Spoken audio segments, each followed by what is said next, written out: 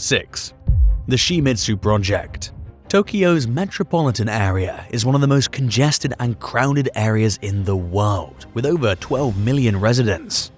Every morning, an additional 2.5 million people come into the city from the suburbs. Because of this, there's no more space left for new buildings. There may be some unexpected real estate smack dab in the center of Tokyo Bay though, if a daring engineering concept by Japan's Shimizu Corporation comes to fruition. The Shimizu Pyramid, also known as the Mega City Pyramid, is a cutting-edge urban setting. It fits 20 buildings with 80 stories each into a three-dimensional space. Altogether, it would have a massive footprint the size of 275 city blocks. More than $10 billion would be needed each year to rent out the same amount of land. The Great Pyramid of Egypt, which is made up of 55 smaller pyramids, each roughly the size of the Giza Pyramid, is proportional to the Shimizu Pyramid. The capacity would be 750,000 people. If constructed, the pyramid will consist of 5 trusses around the same size as the Great Pyramid at Giza, piled on top of one another. The final structure would be about 14 times taller though. This has the potential to be the biggest building ever created, but it would be so massive that no amount of material we have at the moment could support it. In the event that even one of the trusses failed, almost 1 million people would fall into the water. We'll have to wait and see if this vision ever becomes a reality. 5. Pacific Breeze. The Pacific Breeze tanker is the older sister to the Oceanic Breeze and was built by Kawasaki Heavy Industries, KHI. Pacific Breeze was the first vessel to be fitted with the tri-fuel diesel TFD propulsion system and is the biggest Moss-type liquid nitrogen gas or LNG carrier with a capacity of 182,000 meters cubed and an overall length of 948 feet. Unlike her sibling, the Pacific was time-chartered and delivered to CPC by IT Marine Transport Pte Ltd. The Ichthys LNG project's first cargo from Pacific Breeze was delivered to Taiwan back in October 2018. Ichthys LNG project, run by Impex, is the company's first, by world standards, large-scale project. At its peak, the project will likely generate over 100,000 barrels of material daily. The project shipments are handled by the K-Line Group. The initial liquid petroleum gas or LPG for the project was transported by Grace River, a large gas carrier VLGC from K-Line. Condensate products will also eventually be transported by Aframax tankers run by a Singapore-based affiliate. What's the biggest ship you've ever been on? Tell us about it in the comments below and hit subscribe while you're at it. 4. The Dancing House. On the Rasin Embankment in Prague is a remarkable structure called the Dancing House. It was built in 1996 by architects Frank Gehry, a Canadian-American, and Vlado Miluni, a Croatian Czech. The property was given the nickname Fred and Ginger after the legendary dancers Fred Astaire and Ginger Rogers because of its unusual design, which is supposed to resemble a pair of dancers. The 9 above ground and 2 below ground levels of the building are occupied by offices, a 5-star hotel, and even a restaurant affectionately named Ginger and Fred. The US conducted a series of airstrikes on Prague in 1944 and 1945 during World War II, destroying a house that had once been where the Dancing House now stands. Young Václav Havel, a political rebel and writer, lived right next door. After the Velvet Revolution in 1989, he went on to become the president of the Czech Republic. When Havel was elected, he recruited the Croatian-Czech architect Miluni to carry out his vision of a cultural center. The Dancing House was built in the deconstructivist architectural style, a postmodern type of aesthetic that emphasizes a feeling of dissonance. Buildings with deconstructivism, often referred to as New Baroque, seemed deconstructed or unbalanced, asymmetrical, and fractured. But this is not how the phrase originally came to be. Rather, it is named after the movement's uprising against the Russian constructivist movement. Deconstructivist architecture disobeys the conventional architectural principles most abide by doing away with balance, orderly forms, and any predictable textures.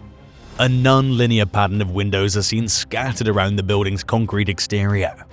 Every window has a strange frame that sticks out from the surface of the property, giving the site a three-dimensional appearance.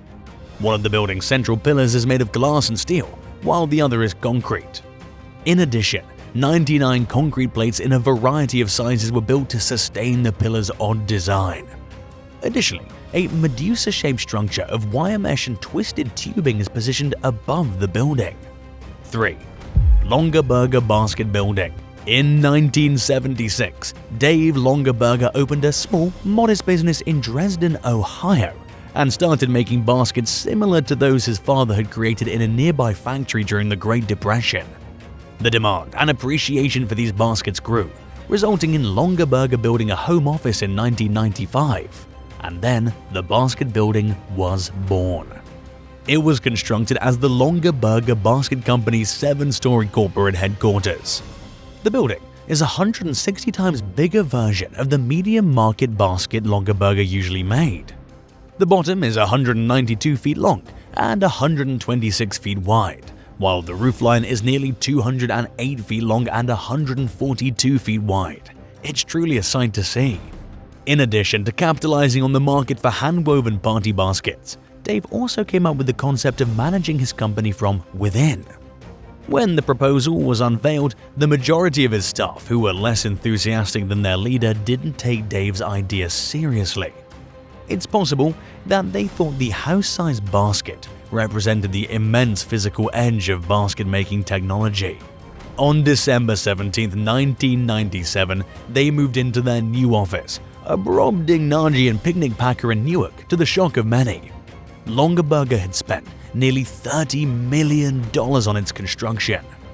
After the party basket fad peaked and died down, the facility they were made in was finally abandoned. It was sold to a local developer in late 2017, who declared that in late 2019, the basket would be remodeled and transformed into a lavish hotel. Thanks to the Longabergers, the entire area around Newark continues to be a basket-happy place. At their homestead in Fraserburg, the largest apple basket in the world is proudly displayed. It stands over 29 feet tall and was handmade in 1999 from maple hardwood.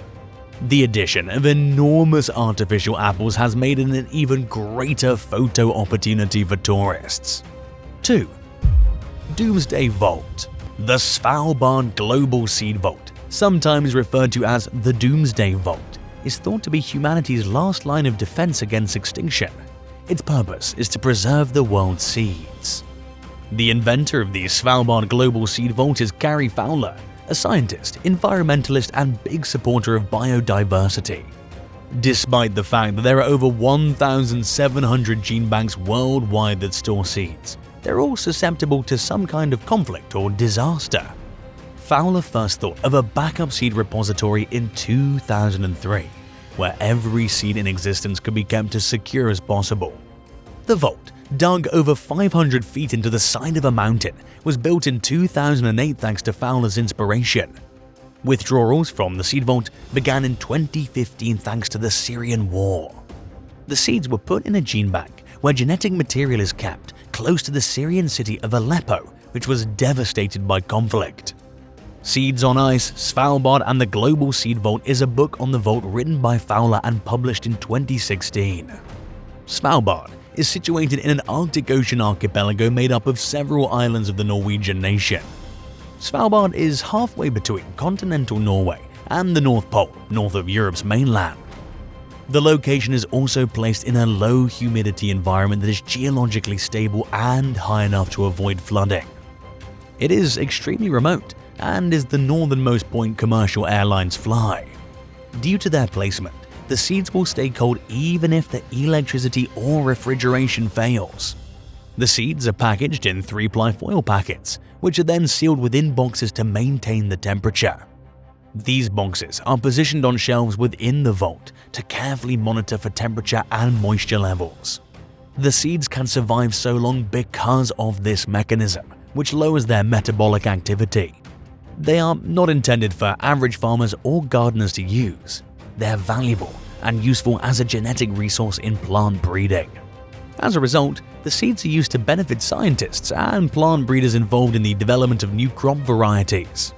Consider the seeds as a collection of qualities, or to put it more broadly, future crop alternatives, protecting against disease and insect resistance, heat and drought tolerance, as well as improved nutrition.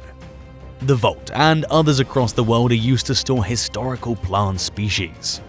According to National Geographic, the United States' historic fruit and vegetable types have reportedly been eradicated by nearly 90%.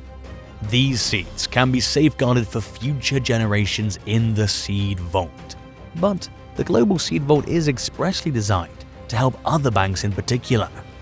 It is designed to hold an astounding 4.5 million different kinds of crops, each of which has about 500 seeds. According to the Global Crop Diversity Trust, an international organization that collaborates with the Norwegian government to maintain the vault, a maximum of 2.5 billion seeds can be kept in it. The vault has more than 860,000 current seed samples and a huge diversity, since these were contributed by practically every nation on the globe. There are certain guidelines for donations and seed retrieval at Svalbard. First, they only accept gifts that are from a member of the Multilateral System, a global agreement on food resources, or seeds that were grown securely in the gifter's home country. The Multilateral System is a part of the International Treaty on Plant Genetic Resources for Food and Agriculture that controls the sharing of plant genetics between countries. Through seed banks, the pact guarantees the nations can freely exchange the genetic data of 64 specific crops that make up about 80% of all human consumption. 1. $500 billion desert dream. Mohammed Bin Salman, the Crown Prince of Saudi Arabia, wants dinosaurs to play a role in our future. The Wall Street Journal published plans for a $500 billion megacity called Neom back in July 2019. Neom will cover about 9,652 square miles of dry terrain in northwest Saudi Arabia. The 2,300-page document from the plan reveals some of the most absurd and perplexing ideas we've ever seen. The plan's strangest concepts, which were developed in collaboration with multiple US-based consultants, have sparked a rush of mocking and confused responses from social media. Neom's designs picture flying taxis for commuting and robots that can clean, cook, and engage in head-to-head battles with other robots for people's amusement. In addition to a park full of mechanical dinosaurs, there would also be an artificial moon, a beach with glow-in-the-dark sand, and more entertainment amenities. The strategy calls for using cloud seeding technologies to encourage rain in order to alleviate the severe desert heat. The more bizarre elements of the initiative have been made fun of all over online. This is because Bin Salman has been accused of employing expensive technology to hide countless human rights violations. According to Wall Street Journal, over 20,000 people who have lived in the area for generations would have to be forcibly removed in order for Neom to be built near Jordan's borders, with a bridge spanning across the Red Sea and into Egypt. Bin Salman became the mastermind behind Saudi Arabia's Vision 2030, a plan to modernize and wean the country off its heavy reliance on oil. According to the plan, the government would achieve this objective by selling off many public assets, investing the proceeds, and generating money via new sources other than crude oil. Even though the Oz of the Middle East is still being built and considered, there's already a push to bring in international talent from a variety of sectors, including tourism, technology, and entertainment. Additionally, it seems that there's a lot of money available to entice the wealthy, as some sources claim Neom is paying its top executives about $1.1 million annually. Those who do take the plunge will be committing to a future without roads or vehicles, just flying taxis and a high-speed train. Then there are holograms and artificial avatars that will permeate throughout daily life. Each region will, according to the planners, be entirely powered by renewable energy sources, sustainably connected and surrounded by restored and rewilded nature. With almost 40% of the world's population within a 6-hour flight and its favorable location by the Red Sea, through which roughly 13% of the world's trade passes through, Neom is positioned to possibly become a gateway for international trade. The recently opened Neom Media Village and Bajda Desert Studios, which together encompass the nation's largest and greatest sound stages and production support facilities, demonstrate Neom's lofty intentions for art and culture, in addition to its efforts to entice hardcore commercial investment. Another big objective of the Vision 2030 plan is to modernize and expand the nation's media sector. Do you think Neom is a good idea? Thanks for watching. Which one of these enormous projects shocked you the most? Let us know in the comments below, and don't forget to subscribe. We'll see you next time. Bye.